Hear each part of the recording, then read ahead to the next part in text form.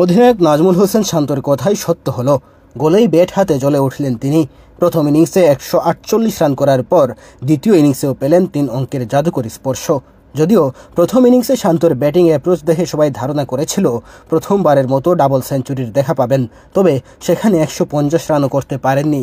দ্বিতীয় ইনিংসে সেঞ্চুরি করে নিজের ধারাবাহিকতা বজায় রাখলেন টাইগারদের সাদা বলের অধিনায়ক। দ্বিতীয় ইনিংসে সেঞ্চুরি করে নিজের ধারাবাহিকতা বজায় রাখলেন টাইগারদের লাল বলের অধিনায়ক। জোড়া সেঞ্চুরিতে শান্তর যত রেকর্ড তা জানবো আজ।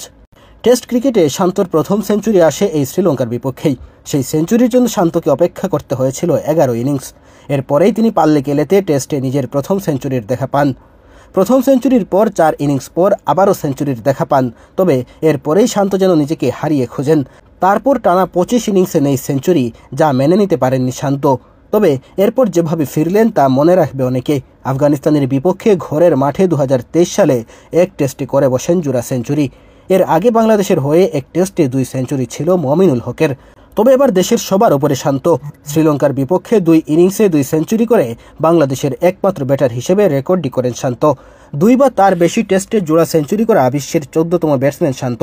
সুনীল গাভাস্কার, রিকি পন্টিং ও ডেভিড ওয়ার্নারের আছে 3 ম্যাচে জোড়া সেঞ্চুরির কীর্তি। গোলে শ্রীলঙ্কার বিপক্ষে জোড়া সেঞ্চুরিতে শান্ত আরও একটি রেকর্ড করেন। অধিনায়ক হিসেবে এটি শান্তর প্রথম জোড়া সেঞ্চুরি। সব মিলিয়ে টেস্টে অধিনায়ক হিসেবে জোড়া সেঞ্চুরি করা 16তম ব্যাটসম্যান শান্ত। বিদেশের মাঠে অধিনায়ক হিসেবে এক টেস্টে 2 সেঞ্চুরির তালিকায় 8ম। শ্রীলঙ্কার মাঠে কোনো বিদেশি অধিনায়কের জোড়া সেঞ্চুরির ঘটনা এটিই প্রথম।